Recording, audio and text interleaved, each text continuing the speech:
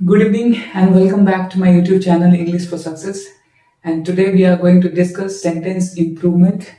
यहाँ 5 sentences को मैंने सेलेक्ट किया है और आज के सेशन में मैं पिछले सेशन की तरह ही हर सेंटेंस का क्लासिफिकेशन करूंगा, यानी वर्ड क्लास को एक्सप्लेन करूंगा, ग्रामेटिकल कॉन्सेप्ट्स को देखेंगे, उसके नियम को भी देखेंगे और सही अप्रोच के साथ सही ऑप्शन को भी सिलेक्ट करेंगे।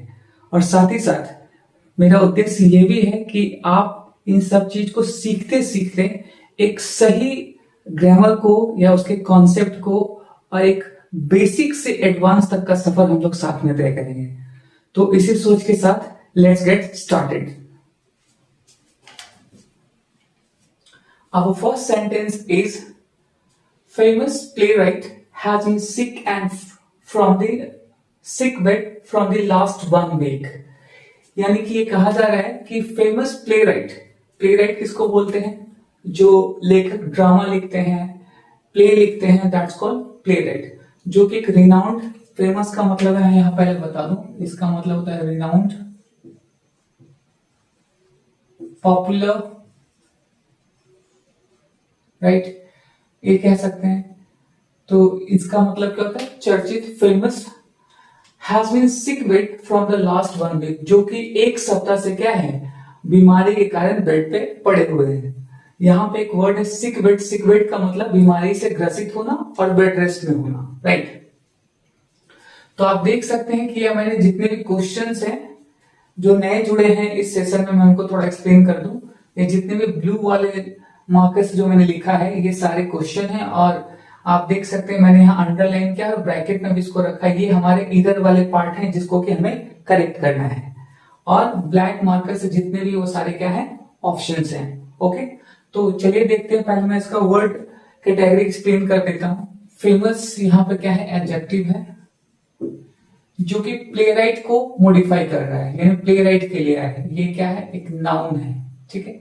फेमस प्लेराइट यानी कि जो बहुत ही ज्यादा पॉपुलर थे ऑथर, उनके बारे में कहा जा रहा है। हैज बीन, हैज यहाँ पे हेल्पिंग वर्ब है, बीन यहाँ पे भी क्या है, हेल्पिंग वर्ब है। और सिक बेड, सिक बेड क्या है, यहाँ पे एक कंपाउंड नाउन कह सकते हैं, है ना।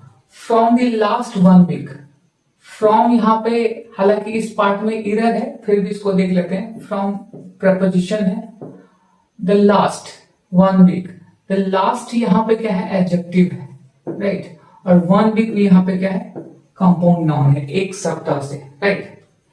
ऐसे 1 अगर सिंपली होता तो इसको क्या कहते हैं, ऑर्डिनल एडजेक्टिव कहते हैं, न्यूमेरिकल एडजेक्टिव कहते हैं, राइट। तो ये हमारे वर्ड क्लासिफिकेशन हो गए।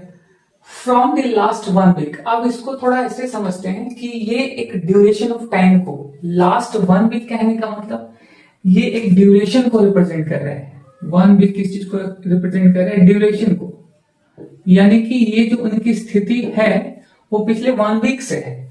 और जबकि right, famous playwright has been sick bed from the last 1 week. तो चूंकि अगर आपने प्रेजेंट परफेक्ट कंटिन्यूअस टेंस पढ़ा है, उसका स्ट्रक्चर क्या होता है, सब्जेक्ट हैज और have plus V3 past participle plus object since और फॉर प्लस टाइम, ऐसा लोग बोल सकते हैं, ठीक है। ये इसका रूल है। तो सिंस का हम लोग यूज कब करते हैं, जब कोई पॉइंट ऑफ टाइम एक्सप्लेन किया गया हो, राइट। और फॉर का यूज कब करते हैं, जब कोई ड्यूरेशन दिया गया हो। फ्रॉम का यूज नहीं करते हैं। ये बहुत ही सिंपल सा कॉमन सा मिस्टेक है यहाँ पे। From the last 1 week, right. तो यहाँ पे फ्रॉम की जगह क्या होना चाहिए, फॉर होगा। द लास्ट यहाँ पे भी है। अच्छा, पहले ऑप्शंस देखते थे, ऑप्शन में क्या है, फॉर पास्ट, ठीक है, फॉर पास्ट, सिंस पास्ट। चूंकि यहां पे 1 वीक ड्यूरेशन की बात की जा रही है तो सिंस का यूज होगा नहीं, तो ये हमारे क्या है, ये रॉन्ग ऑप्शन है, ठीक है। फॉर पास्ट को रखते हैं। फॉर द पास्ट, ये क्लोज टू द आंसर है, फॉर द पास्ट। चलिए हम इसको फिलहाल के लिए राइट मान लेते हैं। फॉर लास्ट, ये नहीं, ये रॉन्ग है। फॉर लास्ट क्यों, क्योंकि यहां पे जब हम कुछ स्पेसिफिक टाइम को, यानी कि स्पेसिफिक ड्यूरेशन लेके जब लास्ट या पास्ट की बात करते हैं तब उसके पहले द का यूज किया जाता है ना। ये इसको याद रखेंगे कि जब भी हम लोग पास्ट या लास्ट की बात करते हैं तो उसके पहले द का यूज करते हैं, स्पेशली लास्ट के केस में, राइट। तो यहाँ पे लास्ट आप देख रहे हैं इसके पीछे द का यूज होना चाहिए, क्योंकि वो एक स्पेसिफिक टाइम ही यहाँ पे एडजेक्टिव है लास्ट, है ना, तो इसके साथ द का यूज होना जरूरी है। तो इसलिए ये ऑप्शन भी हमारा क्या है, रॉन्ग है। तो यहाँ पे एक ही ऑप्शन दिख रहा है क्या, फॉर द पास्ट 1 वीक, यानी कि पिछले जो 1 वीक है उससे वो क्या है, ऑथर क्या है, बीमार है। तो इस पॉइंट ऑफ व्यू से हमारा सी नंबर क्या है, ऑप्शन सही है, और यहाँ पे ए भी हमारा रॉन्ग ऑप्शन है, right. I hope it clears you. Before I met him, let's say the second sentence. Before I met him personally, I admit that I had have a poor opinion about him, right? अब इसको पहले समझ लेते हैं।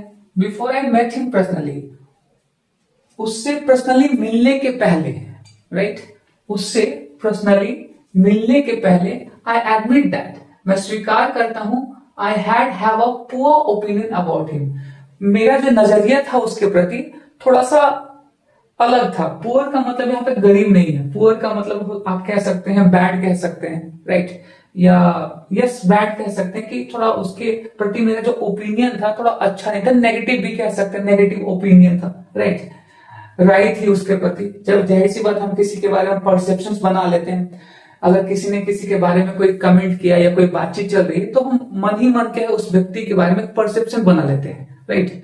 तो वही कहा जा रहा है कि जब तक उससे मिलने से पहले आई एडमिट दैट, मैं स्वीकार करता हूं कि उसका जो एक ओपिनियन था मेरे दिमाग में उसके बारे में वो पुअर था, नेगेटिव, है ना, बैड कह सकते हैं, राइट। चलिए, तो ये वाला पार्ट जो है हमारा क्या है, एरर है, इसी को हम लोगों को करेक्ट करना है। तो पहले मैं आपको यहां से वर्ड क्लासेस एक्सप्लेन कर देता हूं। बिफोर यहां पे क्या है,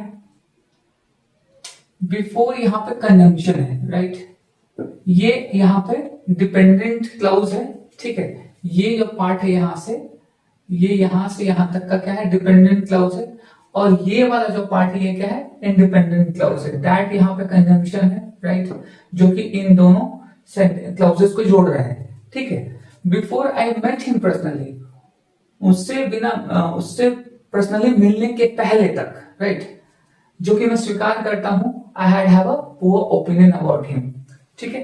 तो यहां पे ये जो आपका कंजंक्शन है, ठीक है, ये क्या है, टाइम को रिप्रेजेंट कर रहा है, ठीक है, कोरिलेटिव कंजंक्शन है। यहाँ पे आई सब्जेक्ट है, प्रोनाउन है, मेट यहाँ पे क्या है, पास्ट इंडेफिनिट है, राइट, यहाँ पे V2 है, meet, met, met, meeting, meets. Him क्या है, इसका ऑब्जेक्ट है, ये ऑब्जेक्टिव केस है। ही का ऑब्जेक्टिव केस क्या होता है, हिम होता है, राइट। पर्सनली, पर्सनली यहाँ पे एक एडवर्ब है, ठीक है, यहाँ डबल LY भी लगा हुआ है, व्यक्तिगत रूप से ये मेट को मॉडिफाई कर रहा है, राइट। कैसे, उससे मिलने के पहले पर्सनली व्यक्तिगत रूप से, यहाँ कॉमा है। आई एडमिट दैट, यहाँ फिर से एक सब्जेक्ट, एक वर्ब, एक मेन वर्ब है, और एक दैट है, यहाँ पे कंजंक्शन है। अब इसके बाद क्या है, फिर से एक सब्जेक्ट है, हैड हैव, यहां पे हैड हेल्पिंग वर्ब है, और हैव का जो प्लेस है वो गड़बड़ है, जबकि यहां क्या होना चाहिए था, मेन वर्ब होना चाहिए था। मैं इसको ऊपर डिस्कस करूंगा। ए यहां पे डिटर्मिनर है, पुअर ओपिनियन, ओपिनियन यहां पे नाउन है, पुअर यहां पे क्या है, एक एडजेक्टिव है। अबाउट यहां पे एक प्रपोजिशन है, और प्रपोजिशन अक्सर अपने बाद का एक ऑब्जेक्ट लेता है, तो हिम इसका क्या हो गया, ऑब्जेक्ट हो गया, राइट। अब हम लोग थोड़ा हैड हैव के बारे में बात करते हैं। आप लोगों ने अक्सर देखा होगा कहीं ना कहीं have have, has had, have had had, इस तरीके से।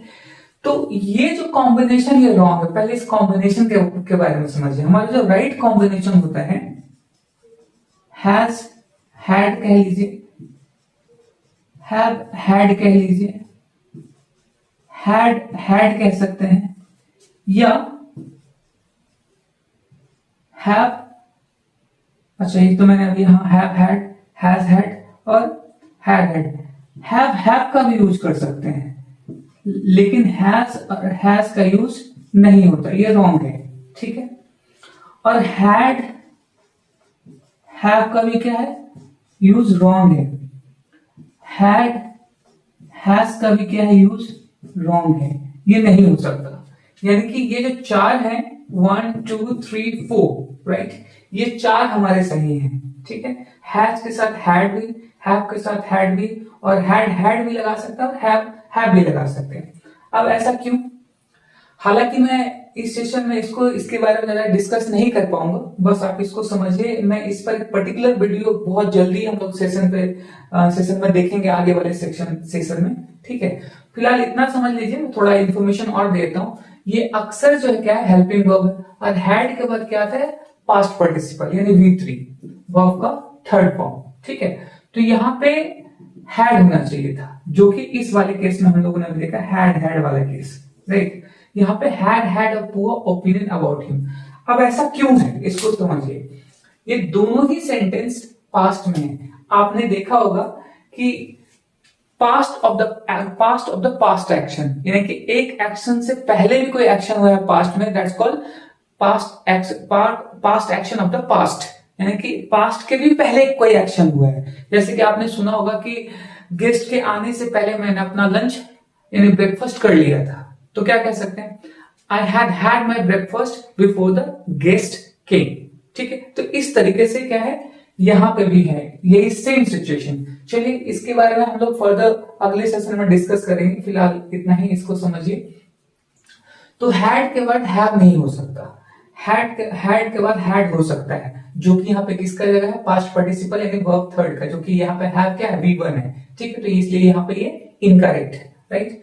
अब देखते हैं यहाँ पे हैड कहा है, बहुत सिंपल सी बात होगी। ये देखिए डी नंबर ऑप्शन हमारा क्या है राइट। एक सही ग्रामेटिकल अप्रोच के साथ, कॉन्सेप्ट के साथ किसी भी आंसर्स को चूज करना, ऑप्ट करना बहुत ही आसान हो जाता है, राइट। आप देख सकते हैं तो ये हमारा हैव भी गलत है, हैव हैड भी गलत है। हाँ अगर ये प्रेजेंट परफेक्ट में हो तो आप देख सकते हैं V2 है, राइट। पहले ये एक्शन हुआ होगा उसके बाद ये एक्शन हुआ होगा, ठीक है। तो यहाँ पे हैव हैड है तो ये होगा नहीं, हैड टू हैव नहीं हो सकता क्योंकि यहाँ पे इसका डिमांड ही नहीं और ये तो होगा नहीं। तो हमारा राइट ऑप्शन कौन सा है डी। आई होप ये सेंटेंस क्लासिफिकेशन आपको समझ में आया होगा। नेक्स्ट सेंटेंस पे चलते हैं third. The famous engineers are working on this project right since the day they arrived here. अब यहाँ पे बात की जा रही है जो फेमस इंजीनियर्स है, देखिए फेमस वर्ड ऊपर भी आया था, सेम यहाँ भी आया है, ठीक है।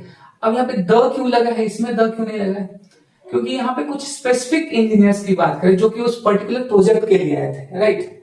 तो इसलिए यहाँ पे द का यूज किया गया है, ठीक है। द यहाँ पे क्या है डिटर्मिनर है। The famous engineers are working on this project right since the day they arrived here. तो कह रहे हैं कि वो फेमस इंजीनियर्स उस प्रोजेक्ट पर काम कर रहे हैं तभी से जब से वो वहां पहुंच गए थे, यानी कि आ गए थे, ठीक है। अब यहाँ पे आप देख सकते हैं कि यहाँ अराइव्ड है, यहाँ पे जो सेंटेंस है वो क्या है अराइव्ड। ये पास्ट का सेंटेंस है, V2 है, पास्ट इंडेफिनिट है, ठीक। तो जाहिर सी बात है कि इसके पहले जो होगा वो भी पास्ट में होना चाहिए, ठीक है। ये इसके पहले जो होना चाहिए वो पास्ट में होना चाहिए। तो यहाँ पे आर वर्किंग तो होगा नहीं क्योंकि प्रेजेंट कंटिन्यूअस को दिखा रहा है, यानी कि प्रेजेंट कंटिन्यूअस क्या, मैंने पिछले सेशन में इसको डिस्कस किया था। प्रेजेंट कंटिन्यूअस क्या है at the point, at the time being, जब आप किसी एक्शन को कर रहे हैं, जैसे कि मैं पढ़ा रहा हूं तो ये at the point of the time I am teaching, ये एक्शन हो रहा है कंटिन्यूअस तरीके से हो रहा है, रेगुलर हो रहा है, और ना तो ये फिनिश हुआ है ना तो ये कंप्लीट ही है, ये कंटिन्यूअस वर्क में चल रहा है, राइट। सो वी कैन से तो यहां पे कंटिन्यूअस तो नहीं होना चाहिए क्योंकि प्रेजेंट को रिप्रेजेंट कर रहा है, ठीक है। और यहां पे क्या है सिंस, ये सिंस क्या है यहाँ पे ये कंजंक्शन है जो कि टाइम को रिप्रेजेंट कर रहा है, और ये कहा जा रहा है क्या कि जब से वो वहां आए हैं, यानी कि वो आए कब पास्ट में, तो जाहिर सी बात है वो काम भी कब से शुरुआत हुई होगी, इसकी पास्ट में हुई होगी। तो आर यहाँ पे ये क्या है इनकरेक्ट है, यहाँ पे हैड का यूज होना चाहिए था, ठीक है। क्योंकि इधर पास्ट है तो इधर भी क्या होगा पास्ट होगा, ठीक है। इधर प्रेजेंट होना नहीं चाहिए, ओके। तो देखते हैं सही ऑप्शन कौन सा है। हैड बीन वर्किंग ये हो सकता है, ये हमारा ऑप्शन हो सकता है। हैव बीन वर्किंग नहीं होगा क्योंकि ये प्रेजेंट को रिप्रेजेंट कर रहा है। Would be working, would be कर रहे होंगे, ठीक है। अब ये वुड जो है वो पास्ट में एक मॉडल ऑक्सिलरी वर्ब है जो विल का पास्ट फॉर्म है वुड बी वर्किंग, ये सही है, लेकिन यहाँ पे पास्ट के एक्शन को प्रेजेंट पास्ट परफेक्ट में है, तो परफेक्ट के लिए यहाँ पे बीन का होना जरूरी है, और बी क्या प्रेजेंट को रिप्रेजेंट करता है, ठीक है। तो इसलिए यहाँ पे ये क्या है, गलत है। हालांकि ये दोनों यहाँ पे वुड बीन अगर होता, वुड बी के साथ स्पेशली बी ही का यूज होता है तो कर सकते हैं कोई, लेकिन यहाँ पे हैव का यूज होना चाहिए था, हैव बीन, तब ये सही हो सकता था, है ना। लेकिन फिलहाल के लिए ये सही नहीं है, इनकरेक्ट। डी, ये फ्यूचर की बात की जा रही है तो और ही अलग ऑप्शन है, क्योंकि यहाँ पास्ट की बात की जा रही है तो पास्ट के पहले फ्यूचर कैसे हो सकता है, तो विल भी हमारा ऑप्शन क्या है, रॉन्ग है। विल क्या है, फ्यूचर में जो होने वाले एक्शन है उसके बारे में रिप्रेजेंट करता है, तो ई भी हमारा गलत है। तो हमारा राइट ऑप्शन कौन सा हो जाएगा, A number, had been working. Had been working जो क्या है, पास्ट परफेक्ट कंटिन्यूअस को रिप्रेजेंट करता है, यानी कि ऐसा कोई एक्शन वर्क जो पास्ट में स्टार्ट हुआ और पास्ट में चल रहा था, जिसका कि हमारे प्रेजेंट से कोई रिलेशन नहीं है, उसका लिंक नहीं है, राइट। क्योंकि यहां भी आप क्या है, पास्ट इंडेफिनिट को देख सकते हैं। तो यहां पे हमारा राइट ऑप्शन कौन सा हो जाएगा, हैड बीन वर्किंग। अब इसके थोड़ा क्लासिफिकेशन को देख लेते हैं, क्लास को देख लेते हैं। द यहाँ पे क्या है, डिटर्मिनर है। फेमस यहाँ पे एडजेक्टिव है। इंजीनियर्स ये प्लूरल है, राइट, ये क्या है, नाउन है। अब इसका वर्ब क्या हो गया, हैड यहाँ पे हेल्पिंग वर्ब है, बीन यहाँ पे हेल्पिंग वर्ब है, और वर्किंग यहाँ पे मेन वर्ब है, जो कि वर्ब प्लस आईएनजी के रूप में आया है, वर्किंग के रूप में, क्योंकि कंटिन्यूटी को दिखा रहा है यहाँ पे, यानी कोई एक्शन लगातार हो रहा है पास्ट से ही।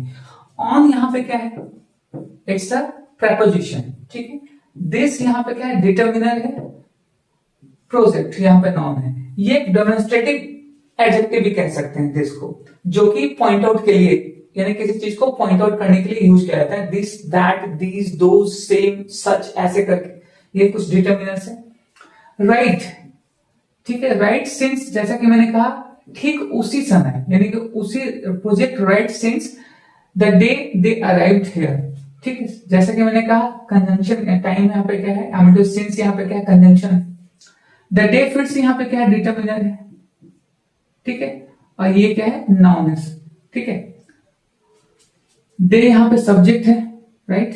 अराइव यहाँ पे मेन वर्ब है, V2 के फॉर्म में, और हेयर क्या है, यहाँ पे एडवर्ब है, एडवर्ब ऑफ प्लेस, जिसको कह सकते हैं एडवर्ब ऑफ प्लेस। तो this is the classification of the whole sentence, I want to say word category we can say, right.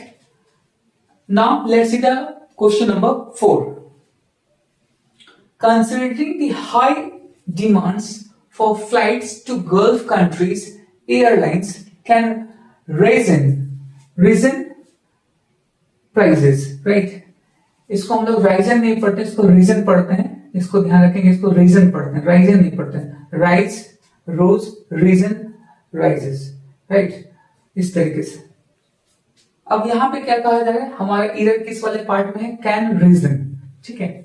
पहले इसको समझते हैं। Considering the high demands for flights to Gulf countries, considering का मतलब क्या है, देखते हुए, ध्यान देते हुए, ठीक है। ये जेरेंट से स्टार्ट हुआ, ये वर्ब है, ठीक है, जेरेंट से स्टार्ट हुआ, आईएनजी आप देख सकते हैं यहां लगा हुआ है, यानी कि आईएनजी के फॉर्म में जेरेंट से हम किसी सेंटेंस को स्टार्ट कर सकते हैं, ठीक है।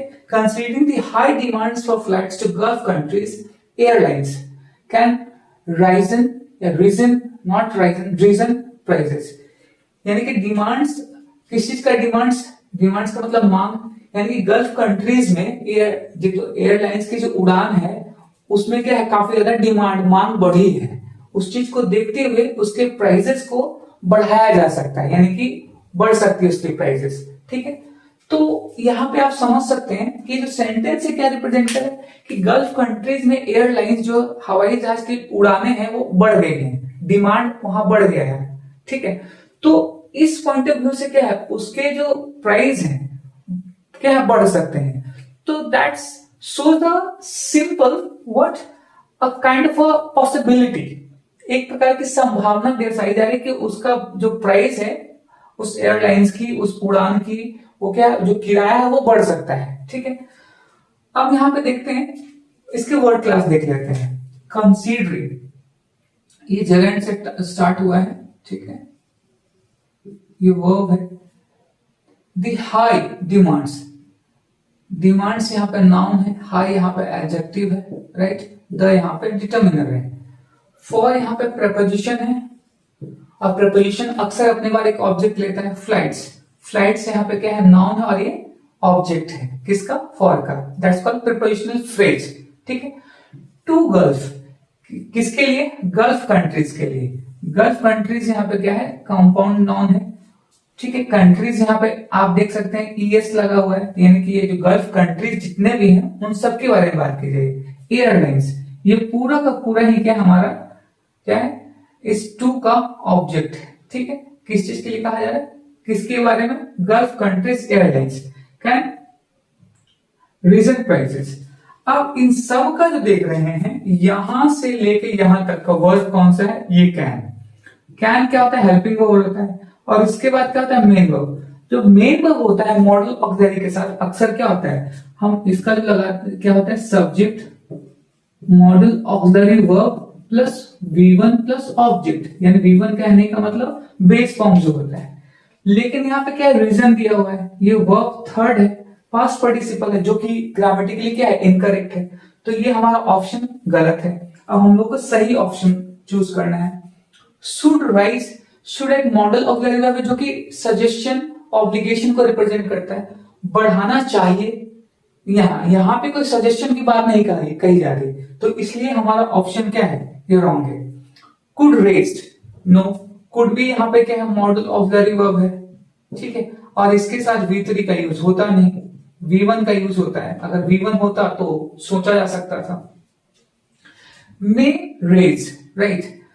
अब यहां पे ये वाला ऑप्शन सी सही है, मे रेज यानी कि बढ़ सकता है। विल राइज अप, बढ़ जाएगा, ऐसी कोई बात नहीं की जा रही। एक सिंपल से कॉन्सेप्ट क्या है, बेसिक से कॉमन सेंटेंस क्या है कि उसके प्राइस बढ़ सकते हैं। ठीक है, बढ़ जाएंगे ये हो सकता है, but according to this sentence ये जनरल क्या कॉमन थिंकिंग को रिप्रेजेंट कर रहा है। और विल जब भी आएगा यानी कि उसको फिक्स करेगा, यानी बढ़ेगा ही बढ़ेगा। So that's not possible. तो ये भी हमारा ऑप्शन क्या है, इधर है, और ये भी क्या है इधर, यानी हमारा राइट ऑप्शन कौन सा हो जाएगा, नंबर सी, राइट। मे रेस, राइट। उसके क्या है, भाड़े में बढ़ोतरी हो सकती है, उसके आने जाने का जो डिमांड है लोगों का, गल्फ कंट्री में जाने का, उड़ान भरने का, ठीक है, जाने का, तो उसके किराए में क्या बढ़ोतरी हो सकती है। So that is the meaning of the sentence, right. Now just take a look on the last sentence, 5 number. Rural area, people can cope well with physical strain as they are used to working hardly.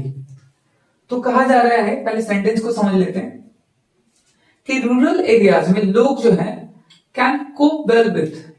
Cope with का मतलब होता है deal with, right, manage करना। Grapple with कह सकते हैं, handle with कह सकते हैं। तो यहां पे क्या है, कोप विथ। कोप विथ जो सेंटेंस होता है, कोप विथ, या कह सकते हैं कोप अप विथ। ठीक है, तो इसको क्या कह सकते हैं, मैनेज, हैंडल, या ग्रैपल एक वर्ड है, ग्रैपल का भी यूज कर सकते हैं, ग्रैपल विथ, ग्रैपल विथ। ये कुछ ऐसे वर्ड्स हैं, सिनोनिम्स है, जिसका यूज आप कोप विथ के लिए कर सकते हैं, राइट। स्ट्रेन का मतलब क्या होता है, tension, anxiety, right.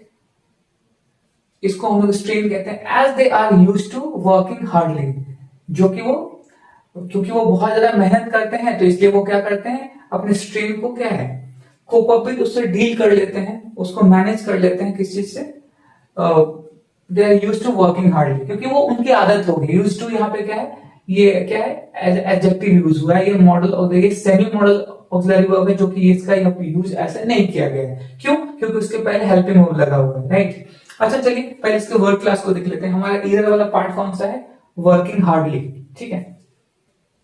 Rural area people, rural यहाँ पे क्या है, एडजेक्टिव है। एरिया क्या है, नाउन है। पीपल भी यहाँ नाउन है, ठीक है। अब ये पूरा का पूरा क्या है, सब्जेक्ट है। Can cope well with, can यहाँ पे मॉडल ऑक्सिलरी वर्ब है, जो कि क्या है, एबिलिटी, कैपेबिलिटी, अकाउंटेबिलिटी को दिखाता है, right. Cope well with, cope with क्या है, यहाँ पे मैंने भी एक्सप्लेन किया। वेल के यहाँ पे एडवर्ब है, जो कि किस तरीके से मैनेज करना है वो इस चीज को रिप्रेजेंट कर रहा है, वेल। फिजिकल स्ट्रेन, फिजिकल यहाँ पे एडजेक्टिव है। प्रेपोजिशन है विद, अपने बाद एक ऑब्जेक्ट लेगा। स्ट्रेन यहाँ पे नाउन है। एज यहाँ पे कंजंक्शन है, जो कि काउज को बता रहा है, कारण को बता रहा है, ठीक है। दे यहाँ फिर से एक सब्जेक्ट है। आर यहाँ पे हेल्पिंग वर्ब है, ठीक है। और कह सकते हैं लिंकिंग वर्ब है, ठीक है, इसको लिंकिंग वर्ब कह सकते हैं। यूज टू यहाँ पे एज एडजेक्टिव यूज हो रहा है। यहाँ पे model auxiliary verb semi model auxiliary verb के रूप में यूज नहीं हो रहा। क्यों? क्योंकि यूज टू के बाद क्या है, V1 का यूज होता है। इसका स्ट्रक्चर क्या है, subject used two plus V1 plus object, right. ये इसका स्ट्रक्चर है। तब यहाँ पे क्या है, एज अ हेल्पिंग वर्ब आएगा और उसके बाद क्या है, 2 प्लस V1 या V1, वो अपने अक्सर इसके बाद वो अपने साथ V1 ही लेता है, ठीक है। लेकिन आप देख रहे हैं कि पहले से ही आर का यूज किया गया है, तब यहाँ पे एडजेक्टिव की बात, यहाँ आदत की बात की जा रही है। वर्किंग हार्डली, अब ये वाला पार्ट में इरर है। चलिए देखते हैं क्या होगा यहाँ पे। यहाँ पे क्या होना चाहिए, टू आया है तो यहाँ पे एडजेक्टिव इसके बाद, क्योंकि 2 प्लस V1 यहाँ यूज नहीं कर सकते, क्योंकि यहाँ एडजेक्टिव यूज हुआ है, राइट। हम लोग इसको क्या कर रहे हैं, एडजेक्टिव यूज कर रहे हैं, तब यहाँ पे V1 की आवश्यकता की जरूरत नहीं पड़ेगी। वर्किंग हार्डली, अब देखते हैं work hard, work hard, use to work hard नहीं। यहाँ पे फिर तो वही 2 प्लस V1 है, इन्फिनिटिव का केस आ जाएगा। तो इस पॉइंट ऑफ व्यू से क्या है, यहाँ हमें इन्फिनिटिव की जरूरत नहीं है, क्योंकि ये as a modal auxiliary verb use नहीं हो रहा है, एज एडजेक्टिव यूज हो रहा है, तो इसलिए यहाँ 2 प्लस V1 का यूज नहीं होगा। तो ये ऑप्शन हमारा रॉन्ग हो गया। वर्किंग हार्ड, यस, बी यहाँ पे हो सकता है वर्किंग हार्ड। आगे देख लेते हैं, हार्डली वर्किंग, तो इसका तो मीनिंग ही अपोजिट हो गया। हार्डली वर्किंग यानी कि बहुत ही कम मेहनत करते हैं। वर्किंग हार्ड कहने का मतलब बहुत मेहनत करते हैं, और हार्डली वर्किंग कहने का मतलब बहुत ही कम मेहनत करते हैं। दैट्स द कॉन्ट्रास्ट, ये अपोजिट को दिखा रहा है। हार्डली वर्किंग मतलब बहुत ही कम काम करते हैं, वर्क हार्डली मतलब बहुत ज्यादा काम करते हैं, तो ये तो अपोजिट मीनिंग को दे रहा है। तो ये हमारा ऑप्शन क्या है, रॉन्ग हो गया। वर्कड हार्ड, आप देख सकते हैं यहाँ ईडी का यूज किया गया, वर्कड हार्ड, ये है इनअप्रोप्रिएट ग्रामेटिकल क्या है, वर्ड है, जो कि हम यहाँ यूज नहीं कर सकते। यूज टू वर्कड हार्ड नहीं, क्योंकि आर का यूज यहाँ किया गया है, तो इसलिए वर्कड हार्ड का यूज यहाँ नहीं किया जाएगा। तो ये हमारा डी नंबर ऑप्शन भी क्या है, रॉन्ग है, ठीक है। तो हमारा राइट ऑप्शन क्या है, बी नंबर, ठीक है। Use to working hard, hardly नहीं होगा यहाँ पे। वर्किंग हार्ड क्या है, एज एडजेक्टिव का जरूरत है, जो कि वर्क को यहाँ पे, वर्क यहाँ पे क्या है, नाउन है। वर्क यहाँ पे नाउन है, और नाउन को मॉडिफाई कौन कर सकता है, एडजेक्टिव, ठीक है। ये एडजेक्टिव, जो कि हार्डली क्या है, यहाँ पे एडवर्ब है, ये किसी वर्ब को मॉडिफाई कर सकता है, ना कि किसी नाउन को। इसलिए यहाँ पे हार्डली की जगह पे क्या होना चाहिए, हार्ड होना चाहिए। इसलिए हमारा बी नंबर ऑप्शन क्या है, सही है, राइट। तो आज हम लोगों ने 5 सेंटेंसेस को डिस्कस किया। मैं कोशिश करूंगा कि हर एक सेंटेंस को क्लियर करूं। आई होप कि ये सारे सेंटेंसेस आप लोग को क्लियर होंगे। मेरी आशा है, मेरी इच्छा में पर्पस यही है कि आगे जितने भी सेशन आएंगे, मैं आपको 0 से आगे तक का ग्रामर एक्सप्लेन करूंगा, ताकि एक समय के बाद आपकी जो ग्रामेटिकल स्ट्रक्चर यानी कि कॉन्सेप्ट बहुत स्ट्रांग हो जाए। तो इसी सोच के साथ आज कितना ही, मिलते हैं अगले सेशन में कुछ और क्वेश्चन के साथ।